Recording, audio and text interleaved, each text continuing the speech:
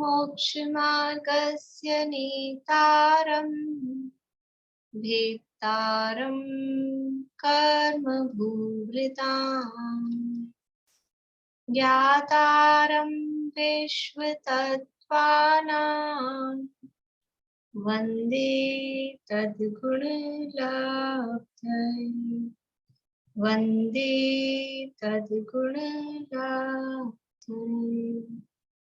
मोक्षमार्ग के नेता एवं कर्म पर्वतों के भेदा और विश्व के सब तत्वों के ज्ञायक चेतन संवेदा सद्गुण आप समान प्राप्त हो यही भावना भाकर दे विनय पूर्वक करूं वंदना बारंबार जिनेश्वर के बारंबार जिनेश्वर के।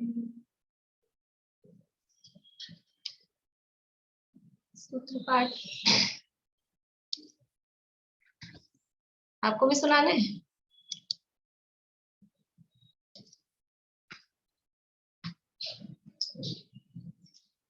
तत्वार्थ सूत्र नामक ये महाशास्त्र है आचार्यवर उमा स्वामी देव द्वारा रचित और इसकी तत्वार्थ मणि प्रदीप जो डॉक्टर हुकुमचंद जी भाई द्वारा रचित टीका है उसके आधार से हम चर्चा कर रहे हैं। पहला अध्याय चल रहा है और इसके अंतर्गत ज्ञान के स्वरूप के संबंध में प्रमाण के स्वरूप के संबंध में अपनी बात चल रही है। प्रमाण यानी सम्यक ज्ञान 5 प्रकार का है। मति श्रुत अवधि मन परय और केवल ज्ञान। उसमें से जो पहला ज्ञान है मति ज्ञान उस मति ज्ञान की चर्चा अपनी चल रही है। मति ज्ञान किसे कहते हैं? मति ज्ञान किसे कहते हैं?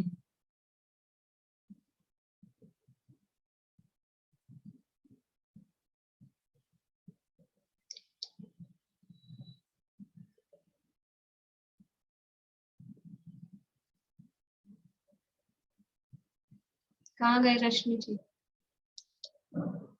चालू करिए। इंद्रिय मन के द्वारा जो ज्ञान होता है उसको मति ज्ञान वो एकदम ही बंद हो गया था। इंद्रिय और मन की सहायता से जो ज्ञान होता है उसे मति ज्ञान कहते हैं सामान्य रूप से। ये मति ज्ञान है। मति ज्ञान के दूसरे अन्य नाम या अन्य पर्याय कौन कौन सी हो सकती हैं?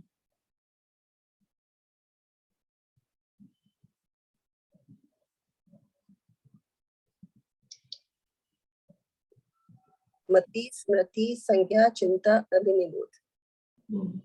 मति स्मृति संज्ञा चिंता और अभिनिबोध। संज्ञा का मतलब संज्ञा का क्या मतलब है?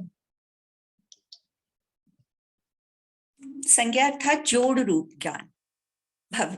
भूतकाल को देखकर और वर्तमान को देखकर दोनों को जोड़कर याद करना। इसका दूसरा नाम जोड़ रूप ज्ञान, संज्ञा ज्ञान,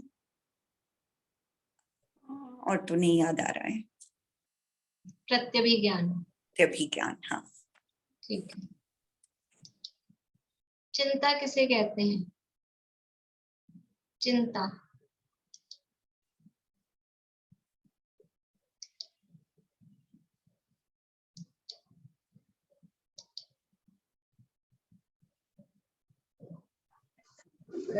व्याप्ति ज्ञान को चिंता कहते हैं।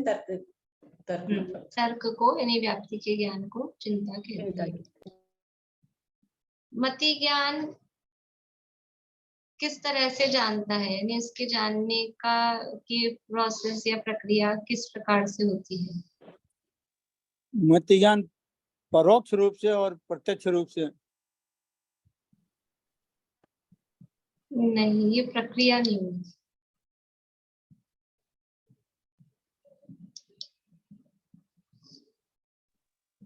अवग्रह, इहा, हवा, अवाय और धारणा। हाँ, अवग्रह, इहा, अवाय और धारणा। जिस जीव को अवग्रह होता है उसको इहा अवाय और धारणा होना अनिवार्य है, या जिसको अवग्रह होता है उसको इहा अवाय और धारणा होती ही है? नहीं होती, सब मना कर रहे हैं। जिसको इहा हुई उसको अवग्रह इहा उसको अवग्रह अवाय धारणा होती ही है। जिसको इहा हुआ उसको क्या होगा? बोलिए सरिता जी। जिसको ईया होगा उसको मतलब है ना अवग्रह का होना जरूरी रहता है, और अवाय धारणा? अवाय धारणा जरूरी नहीं है। बढ़िया। जिसको इहा हुआ उसको अवग्रह तो हुआ ही होगा, क्योंकि बिना अवग्रह की इहा नहीं होगी, लेकिन अवाय और धारणा हो भी सकते हैं और नहीं भी हो सकते। मति ज्ञान किनको जानता है? अवग्रह इहा अवाय धारणा इनके माध्यम से किनको जानता है, क्या जानता है?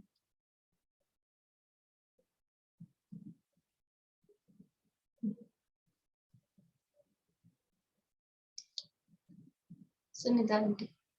हाँ, मति ज्ञान रूपी पदार्थों को ही जानता है। सूत्र के हिसाब से जवाब दीजिए। भाव भाव विच प्राणी सुतानु दुर्वाणाम क्षेत्राणाम अर्थस। हाँ, यानी पदार्थों को जानता है। बहु बहुवेद, एक एकवेद, क्षिप्र अक्षिप्र, अनिश्रत निश्रत, उक्त अनुक्त, ध्रुव अध्रुव, इन पदार्थों को मति ज्ञान जानता है। ये अपनी चर्चा चल रही थी कि मति ज्ञान ये 12 प्रकार के पदार्थों को जानता है। कैसे जानता है? 5 इंद्रियों से जानता है और मन से जानता है। 6 उसके पास जानने के साधन है, 5 इंद्रियां और मन। और जानेगा किनको?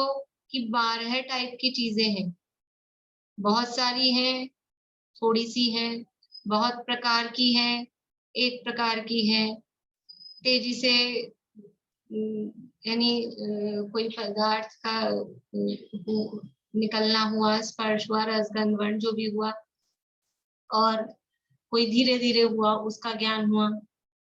किसी कुछ कहा गया है उसका ज्ञान होना, कुछ नहीं कहा गया उसका ज्ञान होना, कोई स्थिर पदार्थ है उसका ज्ञान होना, कोई अस्थिर पदार्थ है उसका ज्ञान होना, कोई छिपा हुआ पदार्थ है उसका ज्ञान होना, कोई बाहर निकला हुआ पदार्थ है उसका ज्ञान होना। ऐसा ये 5 इंद्रियों मन के माध्यम से 12 प्रकार के पदार्थों का ज्ञान मति ज्ञान के द्वारा होता है। तो हमने 5 इंद्रियों के माध्यम से देख लिया था। आप लोगों ने किया कुछ प्रैक्टिस की किसी ने? इसके अलावा एक उदाहरण तो हमने देखे थे, इसके अलावा और कुछ सोचा कभी? कुछ रसोई में काम करते करते, भले ही वही उदाहरण है, लेकिन काम करते करते याद आए कि अपने को उक्त ज्ञान हो रहा है, कि अनुक्त ज्ञान हो रहा है, कि अपने को क्षिप्र ज्ञान हो रहा है, कि निसृत ज्ञान हो रहा है, कि अनिसृत ज्ञान हो रहा है।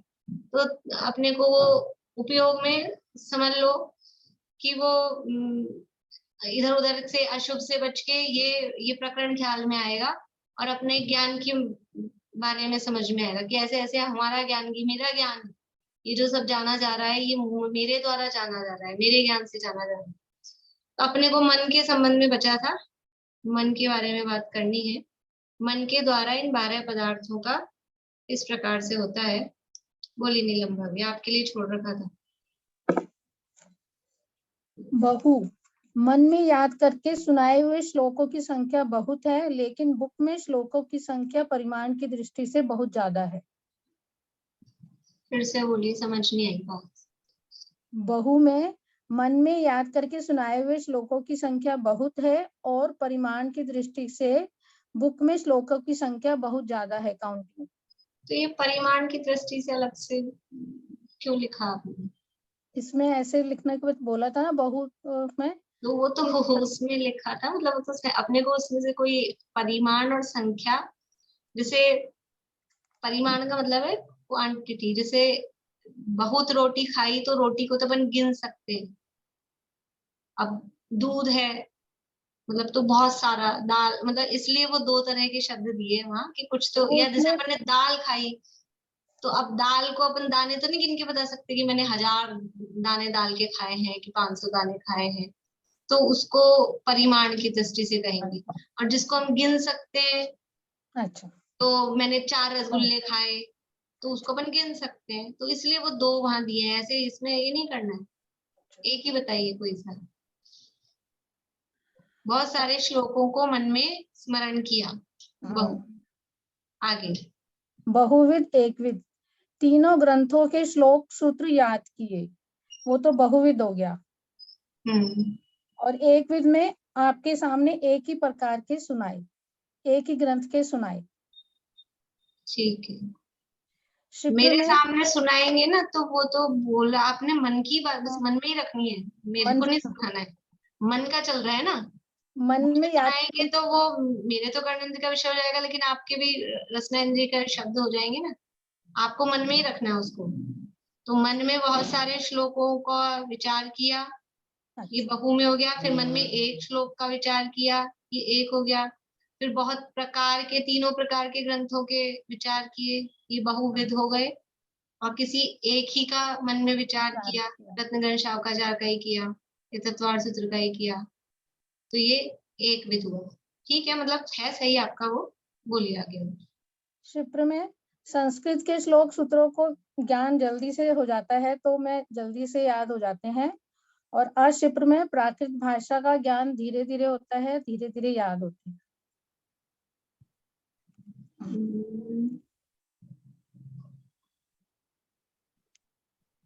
संस्कृत का जल्दी से ज्ञान हो जाता है, प्राकृत का धीरे धीरे। ठीक है, हो सकता है जिसको जैसे होता हो। ठीक है, और आगे लीजिए। अनिश्रित में जब हम कार्तिकीय अनुपेक्षा को पहली बार खोलकर देखते हैं, तब मन में ज्ञान होता है प्राकृत भाषा में है। निश्रित में जब इसी ग्रंथ को दोबारा खोलकर देखते हैं, तो मन को मालूम है कि प्राकृत में है। नहीं, निश्चित है, निश्चित में ऐसा नहीं रहेगा। उसमें वो चक्षु इंद्रिय और मन हाँ, दोनों है। वो मन में ही विचार करना है, वो तो आप फिर इसमें उसको अपन मन में भी ले सकते हैं।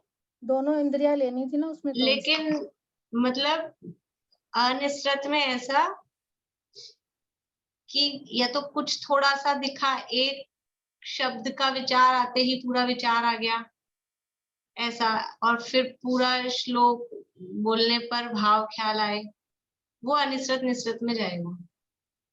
मतलब अनिश्चित का मतलब क्या है, जैसे एक शब्द बोल दिया मैंने, निकम्मा बोला, तो आपको पूरी द्रव्य संग्रह की प्राकृत चौथवी भाषा। गाथा आपको ख्याल में आ जाए कि चौथवी गाथा हाँ, है, ये तो अनिश्चित हुआ।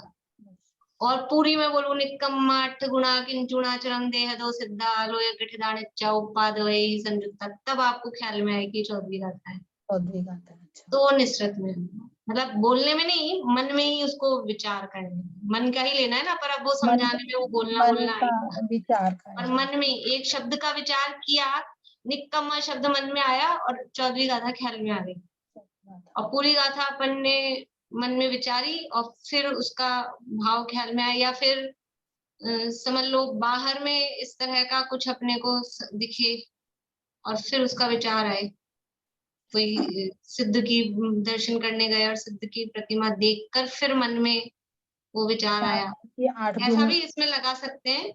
विचार तो मन में करना है, लेकिन बाहर में कुछ दिखा और फिर वो मन में विचार आ जाए, वो भी निसरत में आ जाएगा।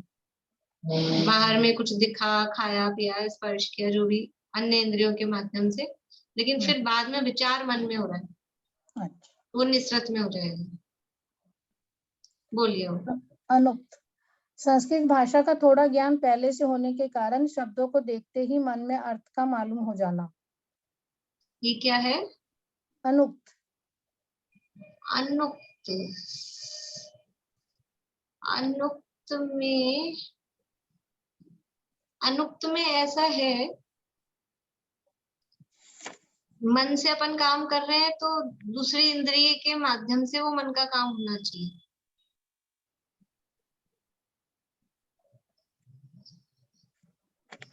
क्या बनाया आपने, फिर से बोलिए। संस्कृत भाषा का थोड़ा ज्ञान पहले से होने के कारण शब्दों को देखते ही, चक्षु इंद्रिय आ गई, देखते ही मन में अर्थ का मालूम हो जाना। शब्द को देखकर,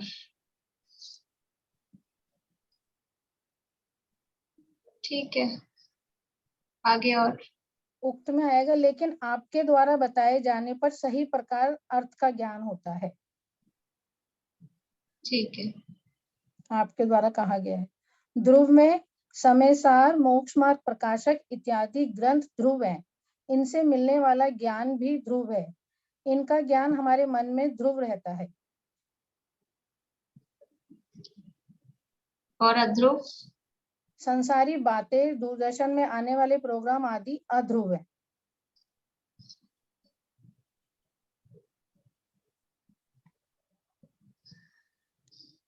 ध्रुव अध्रुव,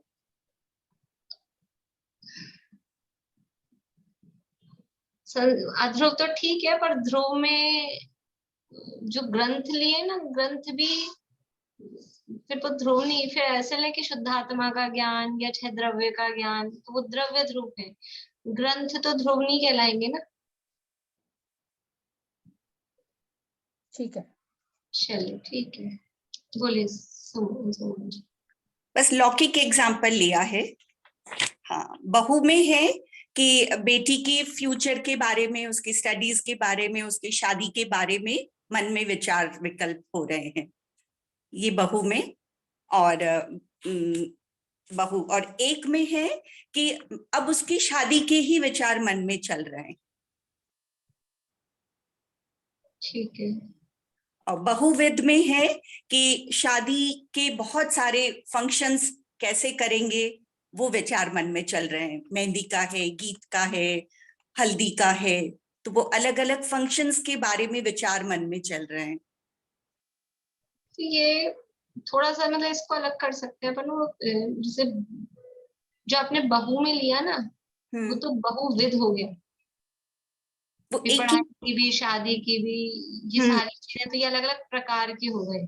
तो वो एक ही जन के प्रकार कर रहे हैं ना, इसलिए मैंने तो एक ही जन के, तो फिर बहुविध में ऐसा लीजिए कि बेटे के बारे में भी, बेटी के बारे में भी, मतलब बच्चों के बारे में। हाँ सबके मतलब मान लो 2 बच्चे हैं, 3 बच्चे हैं, तो सबके बारे में फिर विचार करते हैं, तो फिर वो बहुविध। या फिर बच्चे एक ग्रुप हो गया, माता पिता एक ग्रुप हो गए, ऐसे सबके बारे में विचार कर रहे हैं, तो वो विध होगा। में दोनों लगाया था कि मैं घर के अलग अलग मेंबर्स के, किसी की सेहत के बारे में, किसी की पढ़ाई के बारे में विचार कर रही हूँ, वो बहू में। फिर मुझे लगा कि एक ही की बहुत सारी चीजें लूं तो ज्यादा क्लियर होगा। हाँ, लेकिन मतलब बहू और बहुविध में उदाहरण में ही अपने को अंतर नहीं लग रहा, वरना इसमें अच्छा अच्छा, वैसे मिक्स हो जाते हैं कभी कभी, लेकिन अभी तो अपन ले सकते हैं उदाहरण भी उसको अलग अलग करके। आगे। और बहुविध में वैसे लिया, अलग अलग फंक्शंस के बारे में विचार मन में चल रहे हैं।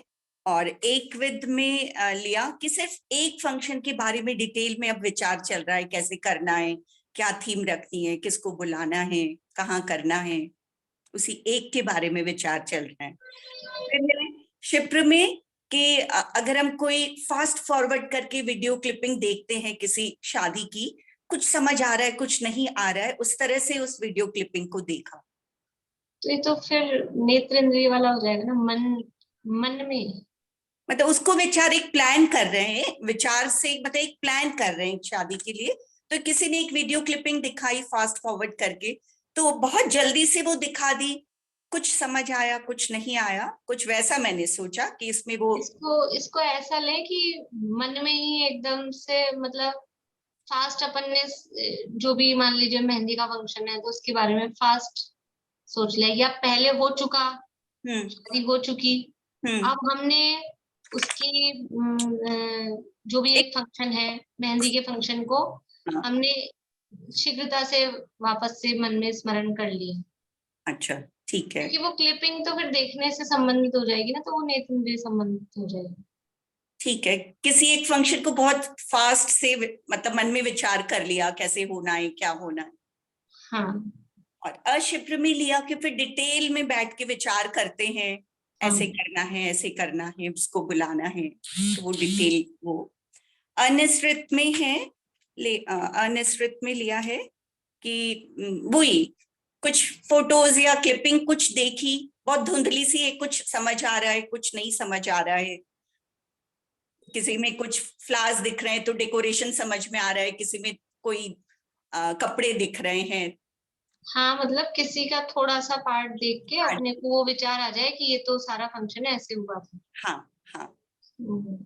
और फिर एक क्लियर जो पिक्चर होती है, सेटल हो गए हम दिमाग में, विचार से बिल्कुल क्लियर हो गए, तो एक हर एक फंक्शंस की जो एक क्लियर विचार हमारे दिमाग में होते हैं कि हाँ ऐसे करना है, ऐसे करना है, ऐसे करना है, उसको निसृत कह सकते हैं।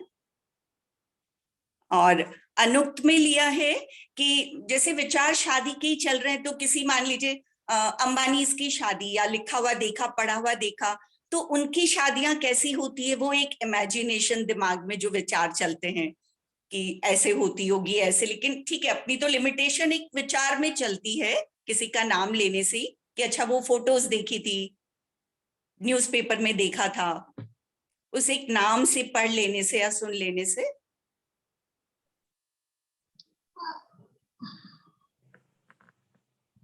अनुक्त में सेम नहीं हो रहे हैं, मतलब अनुक्त और निसरत और अनिसरत ऐसे। हाँ सेम तो, क्योंकि थी मतलब बात एक ही रखी है ना, तो सेम सेम हो जा रहा है। और मतलब इस संबंध में अनुक्त अनुक्त जम नहीं रहा इसमें, और बोलिए आगे। उक्त में वही कि फिर हम वही है कि डिटेलिंग, हम फाइनेंशियल फिगर्स क्या है, उक्त में क्लियर एक पिक्चर हमारे सामने होती है शादी की, इतना खर्चा करना है, ये बजट है, ये प्लानिंग है, जो विचार होते हैं क्लियर एक हमारे पास कॉन्सेप्ट है उसका। ध्रुव ध्रुव में लिया है कि क्योंकि शादी को ही मेन सोचा है, विचार किया है, तो शादी कोई सी भी हो, एक लड़का और एक लड़की, दूल्हा और दुल्हन चाहिए, ये ध्रुव है लौकी, मतलब ये इस थीम में ये सत्य है कि शादी तभी हो जाती है, कोई फर्क नहीं पड़ता, सिर्फ एक लड़का और एक लड़की चाहिए, ये विचार है। चाहे कुछ भी प्लान करे ना करे, ये दो हैं तो शादी हो जाएगी। ठीक है, और बाकी सब चीजें अध्रुव है। हाँ हाँ। इसमें और उक्त अनुक्त के बारे में और सोचना पड़ेगा, तो इस उदाहरण में उक्त अनुक्त का थोड़ा कम चल रहा है। चलिए, और किसी ने मन का बनाया?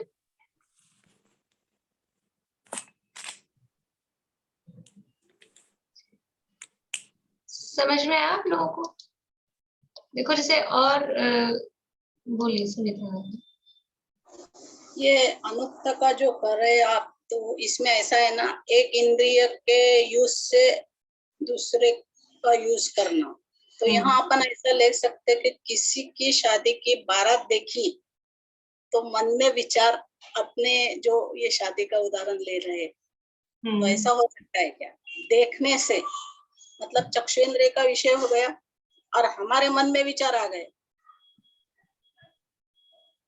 जैसा अपन ने हापुस का आम देखा, उस दिन लिया था ना, हापुस का आम देखा तो पता चला अपन निसरत अनिसरत में, निसरत अनिसरत में दूसरे ले आते हैं, फिर ठीक है, ऐसा दूसरे का किसी का देखकर वो देखने का ही संबंधित आएगा।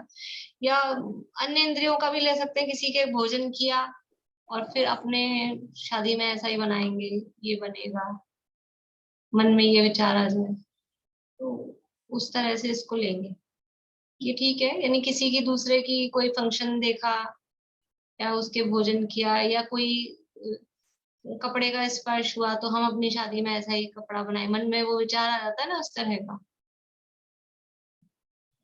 तो वो ख्याल में, या अपने शादी में भी ऐसा ही था, भूतकाल का भी ले सकते हैं, भविष्य का ही कुछ नहीं, भूतकाल में ऐसा अपना था, अपना भी ऐसा ही था, तरह का विचार होना।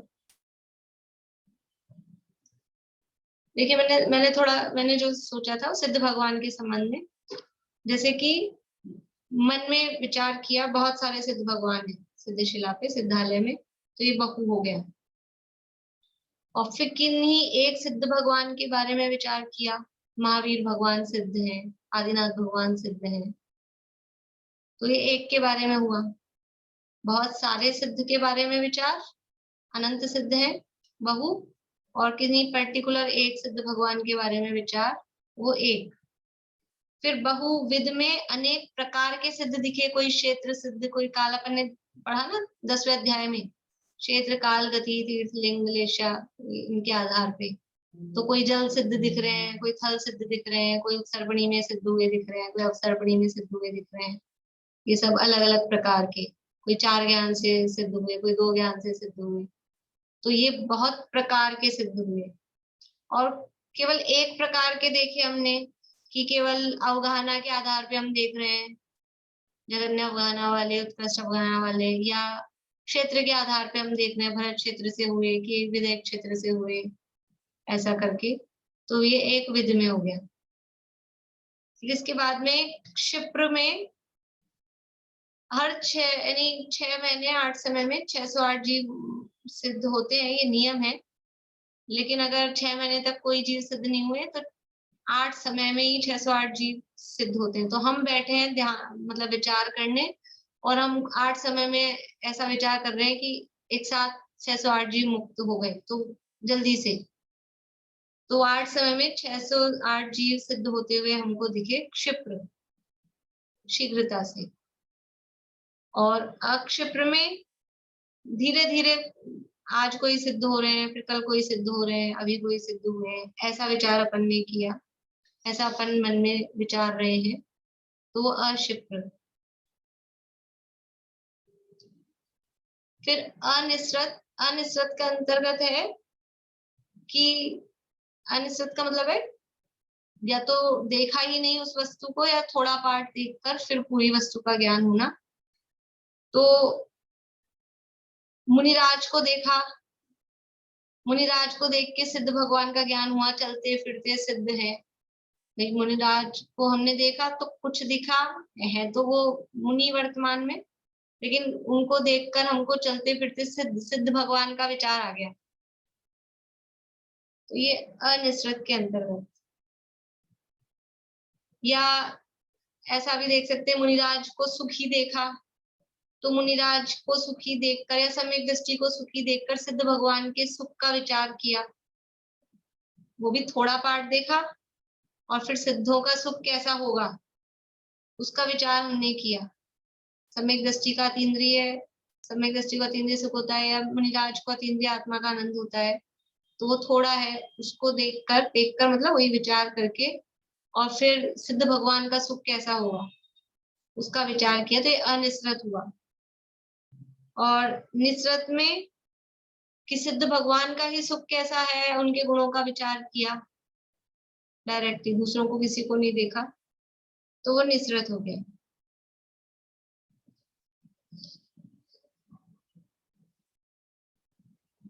अनुक्त के अंतर्गत सिद्ध से डायरेक्ट नहीं बना, मतलब अनुक्त के अंतर्गत ऐसा है कि जैसे हम जीव का ज्ञान कैसे करते हैं कि श्वासोश्वास देखते हैं, श्वासोश्वास सांस चल रही है कि नहीं, तो ये है श्वासोश्वास पुद्गल की, पौद्गलिक होती है श्वासोश्वास। उसके माध्यम से हम चेतना का ज्ञान करते हैं कि नहीं सांस चल रही है मतलब जीव है। तो ये मन में ये अनुक्त ज्ञान हुआ, यानी पुद्गल के आधार पे, श्वासोश्वास के आधार पे हमने चेतना का ज्ञान किया, तो ये अनुक्त ज्ञान हुआ। सिद्ध भगवान में नहीं बना, वो बैठ नहीं रहा। अनुक्त में थोड़ा सा ये मन वाले में थोड़ा चक्कर पड़ता है, तो सिद्ध से डायरेक्ट नहीं बना कि कैसे बनेगा। और उक्त के अंतर्गत साक्षात ही जीव दिख रहा है और विचार किया, मतलब जिंदा दिख रहा है, बातचीत कर रहा है और ये जीव है। या सिद्ध भगवान के बारे में देखें तो सिद्ध भगवान का विचार किसी ने बताया, सिद्ध भगवान ऐसे होते हैं, गाथा बताई थी, और फिर उस गाथा के आधार पे हमने विचार किया कि सिद्ध ऐसे होते हैं, उनके गुणों का विचार किया, तो वो उक्त हो गया। कहने के बाद में, बताने के बाद में विचार किया। फिर ध्रुव के अंतर्गत सिद्ध भगवान ध्रुव है, नित्य है, ऐसा हमने विचार किया। सिद्ध भगवान नित्य है, सदा है, अनादिकाल से है, अनंत काल तक रहने वाले हैं, तो वो ध्रुव ज्ञान हुआ।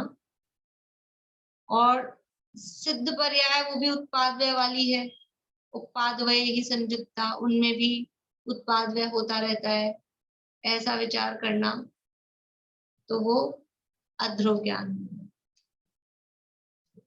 इस तरह से अभी और भी आप लोग भी ट्राई कर सकते हैं, कोशिश कर सकते हैं इस तरह से कैसे क्या बनेगा। बोलेंगे जैसे ध्रुव में हमने लिखा सिद्ध अवस्था ध्रुव है, और अध्रुव में ऐसे लिख सकते हैं गुण स्थानों से गिरना अध्रुव है। गुणस्थानों से, तो प्रसिद्ध भगवान तो गुणस्थान में है ही नहीं ना। अच्छा। सिद्ध भगवान तो गुणस्थानों से पार है, तो सिद्ध पार है। भगवान ही सिद्ध पर्याय ही उत्पाद वैसे सहित भी है। सिद्ध अच्छा। पर्याय ध्रुव भी है क्योंकि वो वही बनी रहती है, इस अपेक्षा हाँ। से ध्रुव है तो वो ध्रुवता को देखना, और सिद्ध भगवान भी उत्पाद व सहित है, गाथा में दिया उत्पाद व ही संयुक्ता, हाँ। तो उनको अध्रुव भी देखना। ठीक। चलिए इस तरह से ये अपना जो सूत्र है, बहुविध क्षिप्राणि सितानुक्त ध्रुवाणाम सेत्राणाम, इसके बाद में जो अगला सूत्र था वो अपन ने अर्थ तो देख लिया था, अर्थस्य, ये सब भेद किसके हैं, 17 नंबर का सूत्र है अर्थस्य। ये सारे जो बहुविध आदि कहे, ये सब भेद पदार्थ के हैं, ये सब मति ज्ञान के द्वारा जाने जाते हैं। तो अपन ने कितने निकाल लिए थे, 12 प्रकार के पदार्थों को, 12 प्रकार के पदार्थों को स्पर्शन इंद्रिय से जाना 12, फिर 12 प्रकार के पदार्थों को रसना इंद्रिय से जाना दोबारा से 12, 12 प्रकार के पदार्थों को घ्राण इंद्रिय से जाना तीसरी बार 12, फिर 12 प्रकार के पदार्थों को चक्षु इंद्रिय से जाना चौथी बार 12 हुए, फिर 12 प्रकार के पदार्थों को कर्ण इंद्रिय से जाना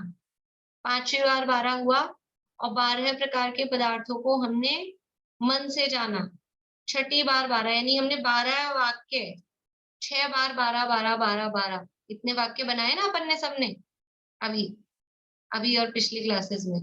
तो ये यानी कितने वाक्य बन गए अपने 72 है ना, 12 6 72, ये 72 प्रकार से जाना हमने। और फिर इन 12 प्रकार को जानने का प्रोसेस क्या लगाया था, वही अवग्रह, इहा, अवाय, धारणा, वो सब भी इनमें हुई है। लेकिन अभी आगे एक और सूत्र दे रहे हैं, पहले अभी 72 ध्यान में रखिए। अब अगला सूत्र देखिए,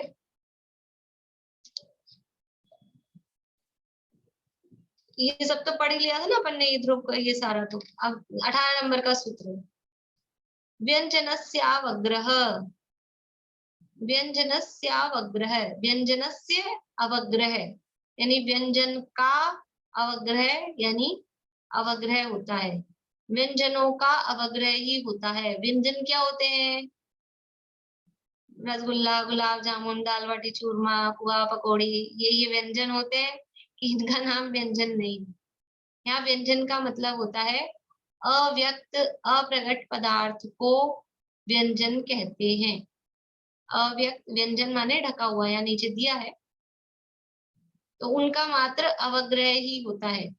भी अगला सूत्र भी साथ में पढ़ते हैं, न चक्षुहु अनिंद्रियाभ्याम, शब्द क्या है, न चक्षुहु विसर्ग और अनिंद्रियाभ्याम, तो वो विसर्ग और अ मिलके यहाँ पूरा र बन गया, न चक्षुर अनिंद्रियाभ्याम, चक्षु और अनिंद्रिय, अनिंद्रिय किसे कहते हैं, अनिंद्रिय कौन सी इंद्रिय है, अनिंद्रिय का मतलब है अन इंद्रिय, यानी जो अल्प इंद्रिय है, ईशत इंद्रिय है, 5 इंद्रियों में जिनका नाम नहीं है, वो है मन, मन को अनिंद्रिय कहते हैं।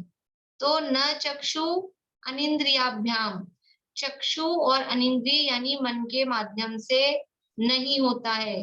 क्या नहीं होता है, व्यंजनस्य अवग्रह, जो ऊपर सूत्र दिया था, व्यंजनों का अवग्रह ही होता है, और वह अवग्रह चक्षु और मन के द्वारा नहीं होता, यानी चक्षु इंद्रिय और मन के द्वारा व्यंजन अवग्रह नहीं होता।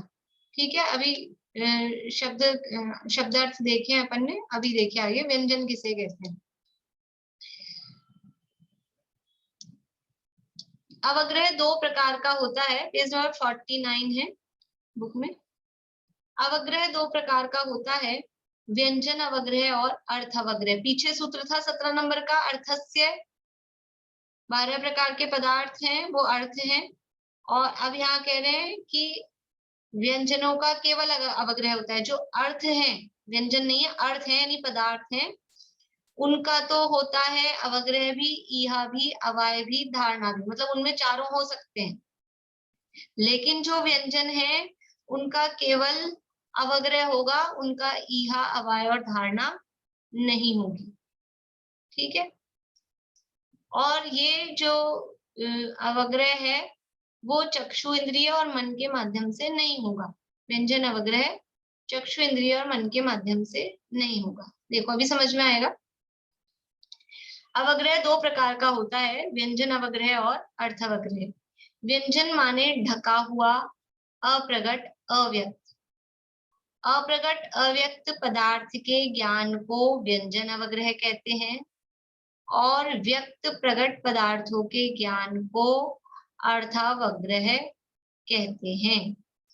यानी जो प्रगट हैं, व्यक्त हैं, वो तो कहलाते हैं अर्थ, और उनका जो अवग्रह हो रहा है उसको कहते हैं अर्थ अवग्रह। और कुछ पदार्थ ऐसे होते हैं जो अप्रगट हैं, अव्यक्त हैं। जैसे नया घड़ा, भी घड़ा डालने का टाइम आ गया, पानी भरते हैं ना घड़ा, तो नया घड़ा लाए हम पूरा, और उसपे हमने पानी की एक बूंद डाली। पानी की एक बूंद डाली तो दिखती है अपने को? नहीं दिखती। डाली थी कि नहीं डाली थी? डाली थी, लेकिन वो अव्यक्त है, अप्रगट है। जैसे वो पानी की बूंद डाली नए घड़े पर वो व्यक्त नहीं होती, प्रगट नहीं होती। ऐसे ही जो कुछ पदार्थ हैं, स्पर्शन, रसना, घ्राण और कर्ण इंद्रिय के माध्यम से जो कुछ जाना जाता है, उनका जो प्रथम ज्ञान होता है वो ऐसे अव्यक्त, अप्रगट होता है, तो उसको व्यंजन कहते हैं। तो जो व्यंजन है, उन व्यंजनों का अवग्रह मात्र अवग्रह होता है। देखो, अप्रगट पदार्थों का मात्र अवग्रह यानी व्यंजन अवग्रह ज्ञान होता है। अर्थावग्रह ईहा, अवाय और धारणा ज्ञान नहीं होते। जो पहली बूंद डली थी मटके पर, अब अपने को प्रकट ही नहीं हो रही, तो फिर उसके संबंध में जिज्ञासा होगी कि क्या है। जब दिख ही नहीं रही है तो ईहा होगा, और जब ईहा ही नहीं हुआ तो अवाय होगा, और जब ईहा अवाय नहीं हुई तो धारणा होगी। मटके पर बूंद डाली, दिखी नहीं, अव्यक्त है, तो अव्यक्त है तो हमको जिज्ञासा होगी कि क्या है। जिज्ञासा भी नहीं होगी, आगे जिज्ञासा नहीं होगी तो निर्णय भी नहीं होगा, अवाय भी नहीं होगा, निर्णय नहीं हुआ तो धारणा भी नहीं होगी। इसलिए जो अव्यक्त अप्रगट पदार्थ हैं उनका मात्र अवग्रह ही होता है, उनका ईहा, अवाय, धारणा नहीं होते हैं। चार इंद्रियों द्वारा पहले व्यंजन अवग्रह और पश्चात अर्थावग्रह, ईहा, अवाय और धारणा होते हैं। जो चार इंद्रियां हैं, स्पर्शन, रसना, घ्राण और कर्ण, इनके माध्यम से जो भी ज्ञान होता है तो उनका पहले व्यंजन अवग्रह होता है, अव्यक्त स्पष्ट होता है, फिर अर्थावग्रह होता है, फिर अर्थावग्रह होने पर ईहा, अवाय और धारणा, ये सब उसमें होता है। लेकिन चक्षु और मन द्वारा सीधा अर्थावग्रह ज्ञान होता है। चक्षु में तो अपने को दिख गया सीधा, उसमें कुछ अव्यक्त अप्रगटपना नहीं होता। मन के माध्यम से भी सीधा विचार होता है, उसमें अव्यक्तता कुछ नहीं होती।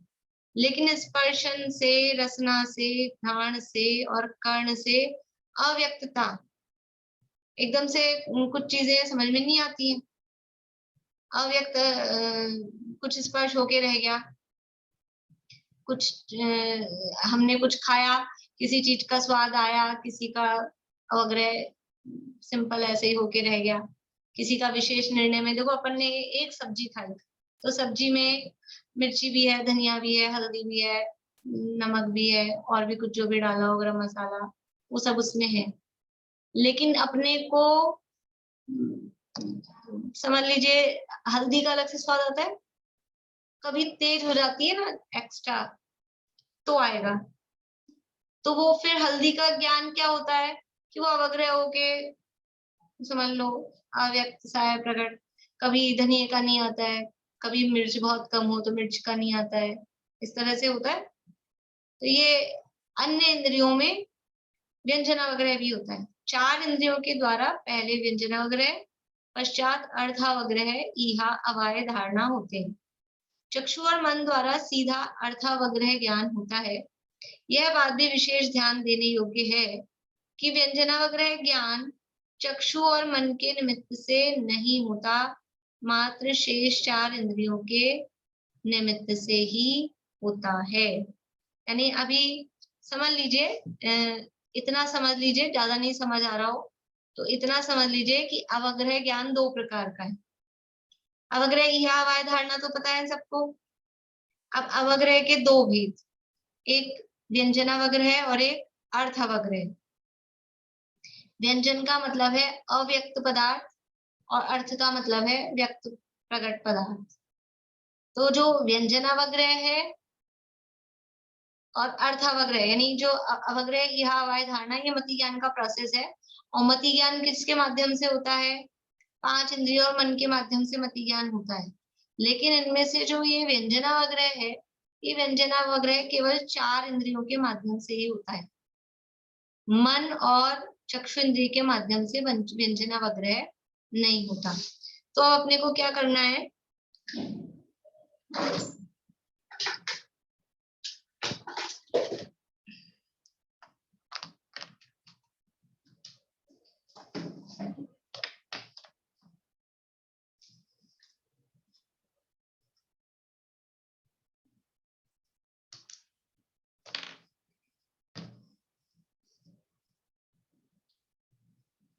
ये अवग्रह है। अवग्रह 2 प्रकार का है, व्यंजन अवग्रह और अर्थावग्रह। और ये जो अवग्रह था, अवग्रह फिर ईहा, अवाय, धारणा, ये 5 इंद्रियों मन के माध्यम से हो रहा है। जिसमें से व्यंजन अवग्रह है, ये 4 इंद्रियों से हो रहा है। और अर्थावग्रह है, वो 6 से हो रहा है। 6 क्या क्या? 5 इंद्रियां और मन। ठीक है। अब व्यंजन अवग्रह 4 इंद्रियों के माध्यम से कितने का हो रहा है? 12 प्रकार के पदार्थों का, है ना। और ये अर्थावग्रह 6 के द्वारा किसका हो रहा है? 12 प्रकार के पदार्थों का। ठीक है। तो व्यंजन अवग्रह हो गया टोटल 48 टाइप का, और अर्थावग्रह हो गया 72 टाइप का। ठीक है। अभी अब अपने को मति ज्ञान के जो भेद हैं 336 वो निकालने हैं, वो निकाल रहे हैं अपन। ठीक है ना। बोलिए रेणु जी। मैम, तो आप व्यंजन बोल रहे हो तो ये तो बोलिए, आपकी आवाज बंद हो गई। हेलो मैम, जो आप व्यंजन अवग्रह बोल रहे हो तो ये तो स्पष्ट ज्ञान नहीं है, और जो पदार्थ का ज्ञान तो स्पष्ट हो रहा है हमको। जो 12 प्रकार के जो पदार्थ है, जो पदार्थ का ज्ञान स्पष्ट हो रहा है वो अर्थावग्रह से हो रहा है ना। अर्थावग्रह से। व्यंजन में भी आप उसको 12 से मल्टीप्लाई किए हो ना। हाँ, तो 12 प्रकार के पदार्थों का पहले अव्यक्त, देखो ये लिखा 4 इंद्रियों द्वारा पहले व्यंजनावग्रह। पहले व्यंजनावग्रह होता है, पहले अव्यक्त स्पष्ट हुआ, उसके बाद में स्पष्ट हो गया। जब स्पष्ट हो गया तो अर्थावग्रह हो गया। जब वो अस्पष्ट था तो वो व्यंजनावग्रह था। तो कभी कभी अकेला व्यंजनावग्रह, क्योंकि इसमें ये तो नियम है नहीं कि अवग्रह हो जाएगा तो ईहा होएगी। तो कभी व्यंजनावग्रह के बाद में अर्थावग्रह, फिर ईहा, अवाय, धारणा हो जाती है। और बहुत बार अकेला व्यंजनावग्रह होके रह गया, व्यंजनावग्रह अर्थावग्रह होके रह गया, अर्थावग्रह ईहा होके रह गया, ऐसा होता है। तो हमको तो जो पूरा ज्ञान हो रहा है ना अवाय तक, वो अपने को पकड़ में आता है। वो तो मैं समझ गई, लेकिन जो व्यंजनावग्रह है तो उसमें तो हम लोग को खाली स्पष्ट चीज नजर आ रही है, लेकिन इसमें जो हमारे जो 12 प्रकार के पदार्थ है उसमें तो हमको उक्त अनुक्त जो भी इसके भेद है उसमें हमको क्लियर समझ में आ रहा है। मैं ये समझना चाह रही थी, मतलब नहीं, इसमें तो हमको 12 हाँ स्पष्ट। ठीक है, मैं समझ गई आपका प्रश्न। लेकिन ये जो 12 प्रकार के पदार्थ हैं, चाहे क्षिप्र हो चाहे अक्षिप्र हो, उनका भी 4 इंद्रिय के माध्यम से पहले अव्यक्त होगा, यानी व्यंजन रूप अवग्रह होगा। ध्रुव अध्रुव है कि उक्त अनुक्त है, क्षिप्र अक्षिप्र है, ये 12 प्रकार के पदार्थ हैं। उनका पहले 4 इंद्रिय के माध्यम से अव्यक्त ज्ञान होगा, अस्पष्ट ज्ञान होगा। वो अस्पष्ट अव्यक्त ज्ञान व्यंजन अवग्रह है। और फिर ही अपने को तो पकड़ में ही कब आता है, अपने को अवग्रह तो पकड़ में ही नहीं आता। तो अपने को तो वही लगता है कि हमको ज्ञान हो रहा है पूरा ही, लेकिन वो प्रोसेसिंग इस तरह से होती है। ठीक है मैम, ठीक है, इसमें ऐसा है, ये थोड़ा सा समझ लो अपने को व्यंजन वगैरह, अभी शब्द समझ लेना और ऐसा है कुछ ऐसा समझ लेना, क्योंकि पकड़ में नहीं आता ना, तो उसको जैसे दर्शनोपयोग को ज्यादा समझा नहीं सकते, जैसे इसको भी बस ये इसी तरह के उदाहरण दिए गए हैं शास्त्रों में, पर बहुत ज्यादा वो किस तरह से होता है उसको बताया नहीं जा सकता है, क्योंकि जो भी बताएंगे वो हमको तो पूरा अवाय तक का ज्ञान होता है, तभी अपने को समझ में आती है बात। बोलिए सुनिए। हाँ, इसमें व्यंजन अवग्रह में 4 इंद्रिय ली है, मतलब चक्षु नहीं लिया है। हाँ, चक्षु इंद्रिय के माध्यम से व्यंजन अवग्रह नहीं होता है, क्योंकि चक्षु से हमें क्लियर दिखता है, इसलिए इसको छोड़ दिया, ऐसा समझे? हाँ क्लियर, वो तो क्लियर तो इनसे भी होता है, ठंडा गर्म जो भी है वो क्लियर ही है उस रूप में, लेकिन चक्षु इंद्रिय अलग इसलिए होती है, चक्षु और मन कि वो अप्राप्यकारी भी होते हैं। अप्राप्यकारी मतलब 4 इंद्रियां हैं, वो टच करने पर ही जानती है। अच्छा, स्पर्श इंद्रिय तो छू कर ही जानेगी। रसना इंद्रिय से भी जो रस का ज्ञान है, वो जब तक रसना इंद्रिय पे टच नहीं होगी वस्तु, तब तक अपने को स्वाद नहीं आएगा उसका, तो वो टच करके जानती है। गंध का भी ज्ञान जब तक वो नाक के अंदर जो भी वो उसकी स्मेल वाले जो बर्ड्स हैं वहां तक वो टच नहीं हो, तब तक वो गंध का ज्ञान नहीं होता है, तो वो टच करके जान रही है। और कर्ण का ज्ञान यानी शब्दों का ज्ञान, तो शब्द भी जब कर्ण इंद्रिय पे अंदर टच होते हैं तभी अपने को शब्दों का ज्ञान होता है। तो ये 4 इंद्रियां, इनको बोलते हैं प्राप्यकारी, मतलब ये टच करके जानती है। पर आंख के साथ ऐसा नहीं है, आंख में तो टच कर दो तो ज्ञान ही ना हो, वो तो दूर रह के ही जानती है। इसी तरह से मन में भी टच करने वाली बात नहीं है, मन में तो वैसे ही विचार होते हैं, उसमें कोई टच होने वाली बात नहीं है, इसलिए दोनों अलग हैं, डिफरेंट है। बाकी 4 अलग हैं, वो चारों में प्राप्यकारीपना वो समानता है, और ये दोनों अलग हैं, इसलिए भी इनका वो व्यंजन अवग्रह नहीं होता है।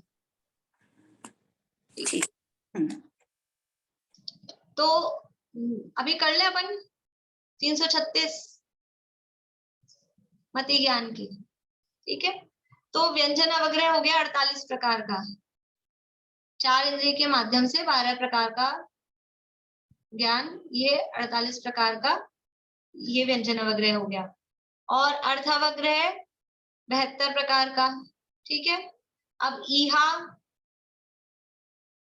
ईहा कितने प्रकार की होगी, वो भी 72 प्रकार की। देखिए यहाँ आपने बुक में पीछे चार्ट दिया है,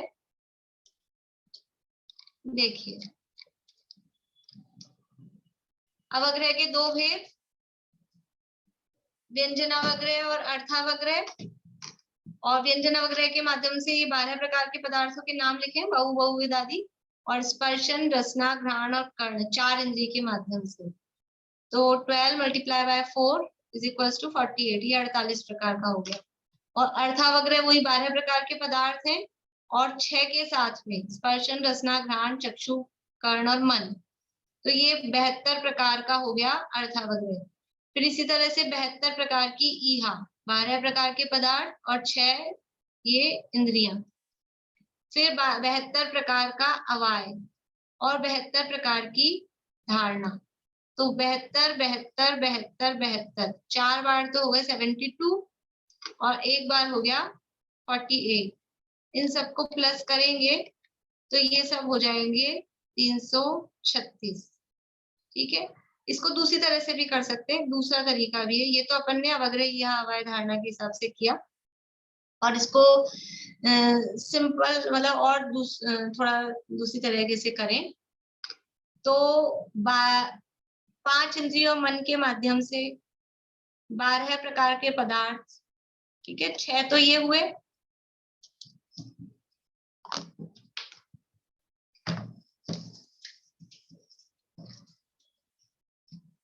जो अपने सूत्र है ना, सूत्र से चले, तद इंद्रिया इंद्रिय निमित्तम 6 हुए, अवग्रह इहा अवय धारणा 4 ये हुए, और बहु क्षिप्राणि स्थितानुक ध्रुवाणाम क्षेत्राणाम ये हो गए। गुणा करें इनको, जल्दी से करिए।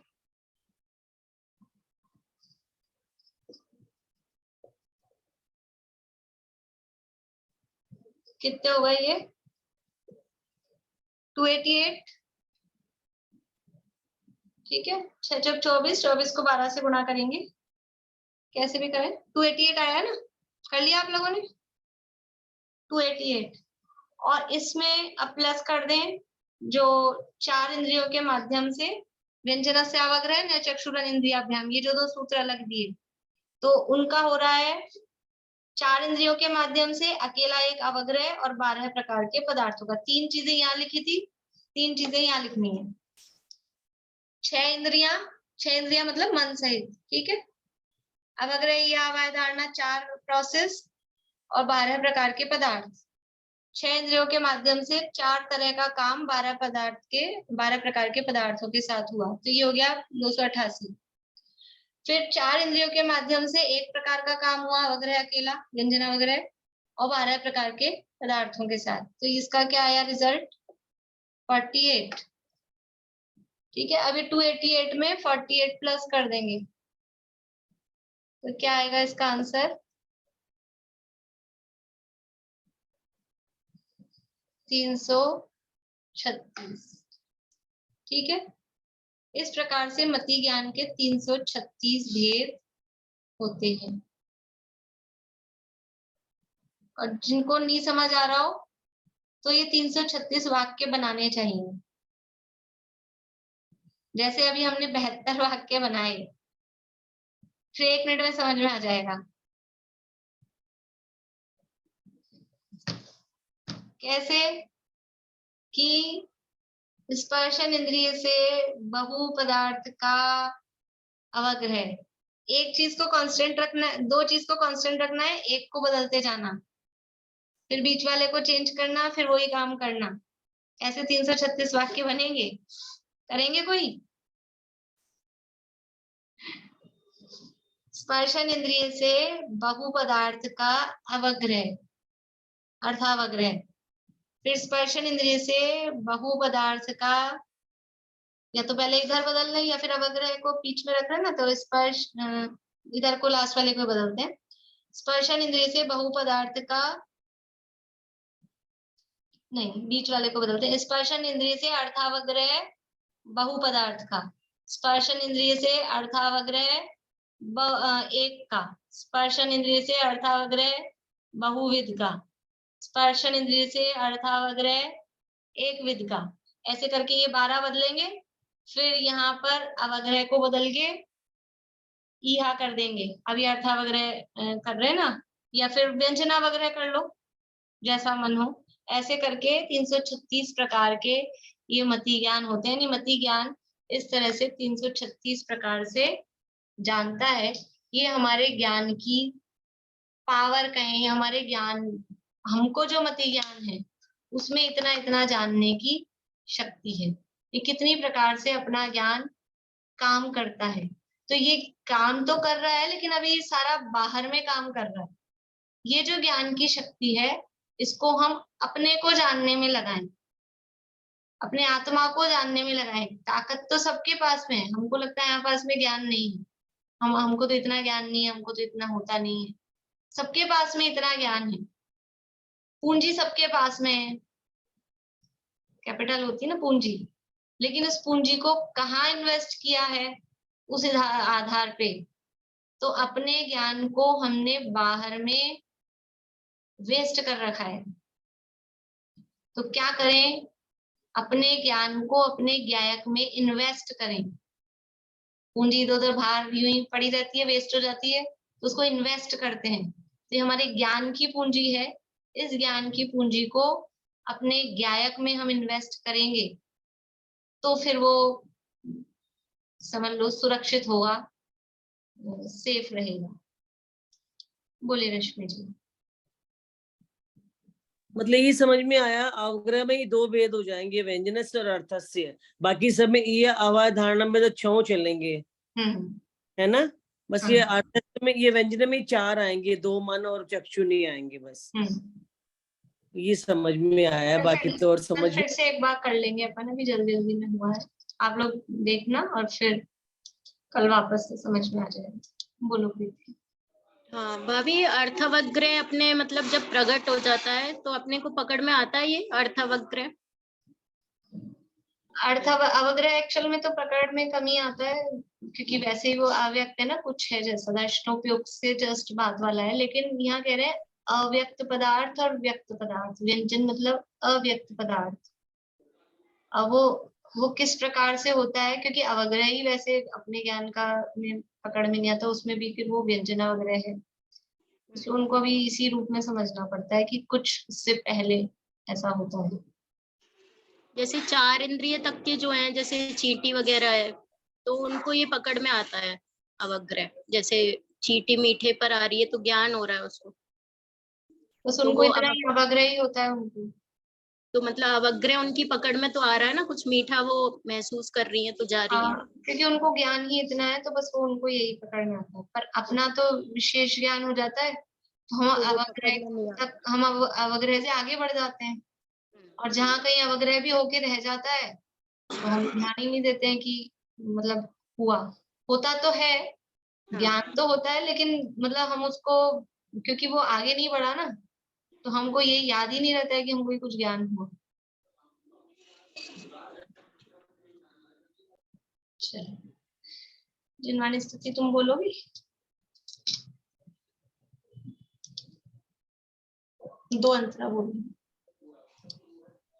सांची तो गंगा यह वीतरागवाणी, अविच्छिन्न धारा निज धर्म की कहानी। जामे अति ही विमल अगाध ज्ञान पानी, जहाँ नहीं संशय आदि पंख की निशानी। सांची तो गंगा यह वीतरागवाणी, अविच्छिन्न धारा निज धर्म की कहानी। सप्त भंग जह तरंग उछलत सुखदानी, संत चित मराल वृंद रमे नित्य ज्ञानी। सांची तो गंगा यह वीतरागवाणी, अविच्छिन्न धारा निज धर्म की कहानी।